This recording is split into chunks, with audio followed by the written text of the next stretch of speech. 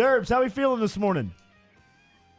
Man, same boat as you. Just Hell yeah. feel like there's a Cat 4 out in the middle of the Gulf, and you're kind of prepping and hoping it turns left or right, and we'll take what we have to afterwards and do what we need to do. What was your reaction as a former professional athlete to seeing a professional league in America suspend their activity within, just on a Wednesday night? So I was over in Lake Charles. I wanted to watch the Walker Bonneville game. Went with a buddy, and right in the middle of the game, whether it's Twitter or ESPN alerts or Bleacher Report, all my notifications are going off and letting me know, like, one thing after another is being either suspended or no fans. Just all those notifications are coming out, and I know in the '09 World Series we had. One of the flu strands run through our teams, and it was controlled. They knew a lot about it, but the media part of it was a heavy duty control system. Like, we don't want to let everybody know that half of both teams had it, so it's not the swine flu World Series or whatever it was. And obviously 11 years later, it's a little bit different on how things are prepped and handled, and social distancing and everything like that. So it was I'm processing that while I'm trying to watch Jalen Cook and enjoy some basketball, and kind of put that in the back burner and kind of trying to read everything and wrap my brain around it. Jalen Cook's for real, ain't he? Yeah, he can go. He can create space so fast, and the Thomas kid can go. He missed a bunch of free throws, or they win that game by 8 to 10 points. Just one of those things that'll motivate a young player to get better. And but yeah, Jalen Cook, man, he had 20. He didn't have a good night, and he had 27, 28 points. So that was fun. It was fun to go over there. Got back late. Didn't reading everything, putting ESPN News and Sports Center and all that stuff on afterwards to try to catch up. I don't think I went to bed till like 2, just trying to process everything and understand it, so I could either give good information here, or I know I'm going to be on a bunch of calls today on some boards I sit on to how we handle certain things. So it's just one of those days.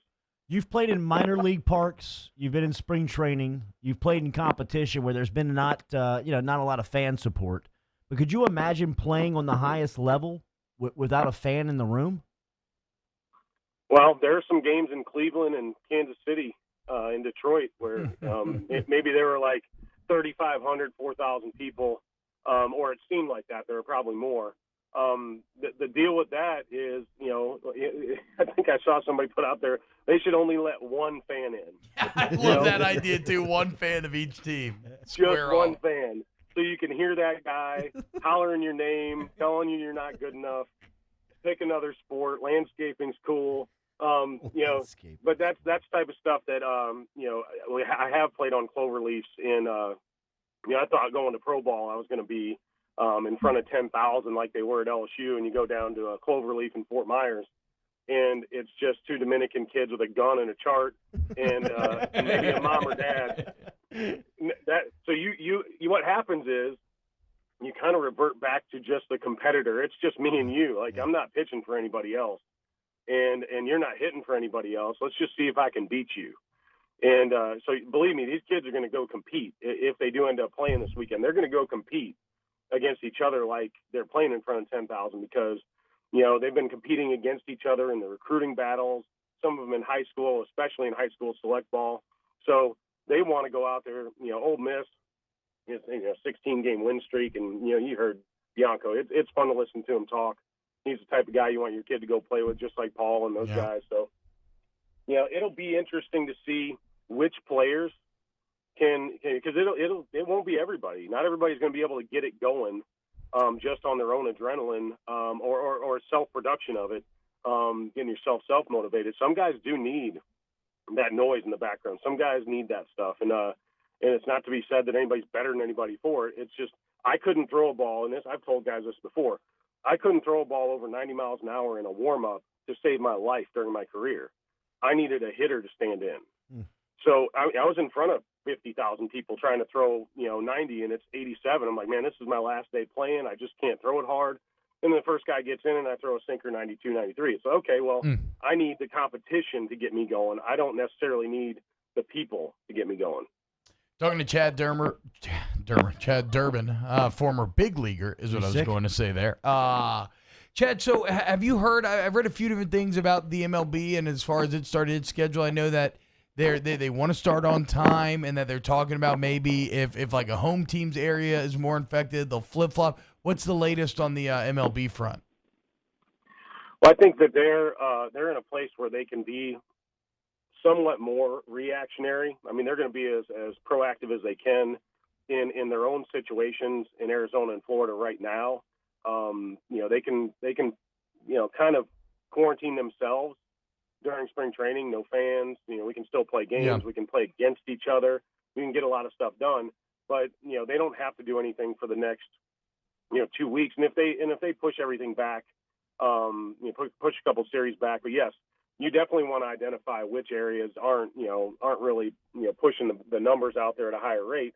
And you can pivot a little bit, but they're not in the middle of the season. In the middle of the season, I'm sure that they would have done everything that Silver did with the NBA and everybody else is, hey, we're going to press the pause button for as long as necessary. Much smarter people are making decisions out there.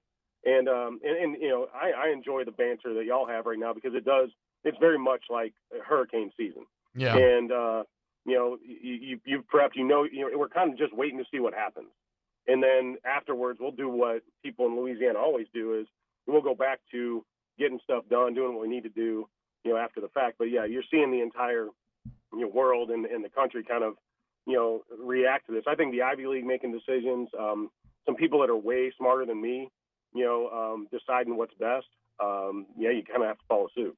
Great house parties in the meantime.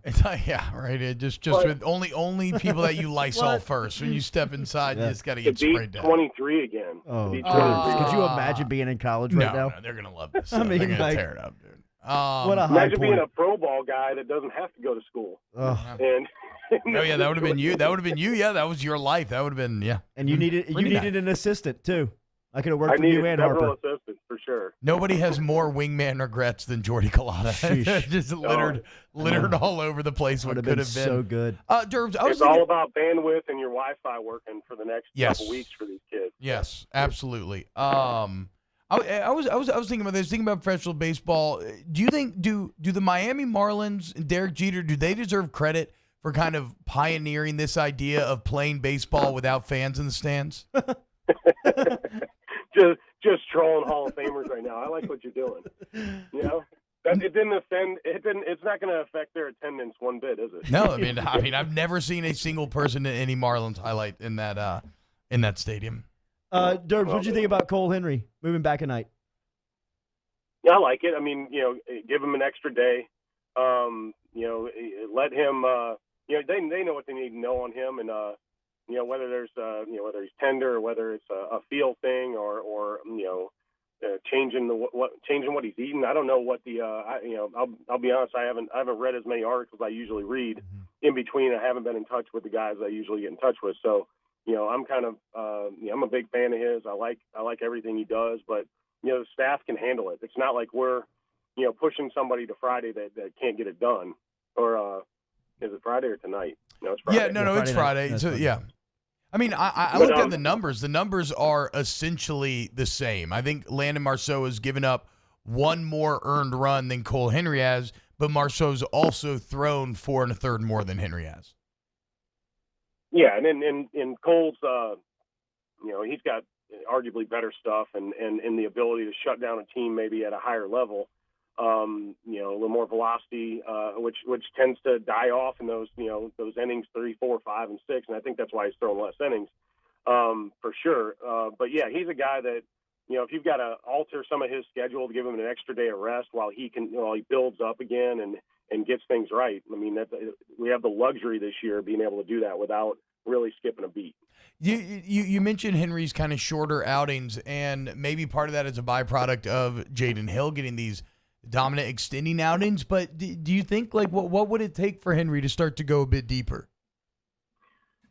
I think it's it's comprehensive. It's cumulative. He's how is his training going? What's his nutrition? If we've changed anything, is it a fatigue thing? I mean, they've got plenty of science up there now to back some of the eyeball tests that we're seeing.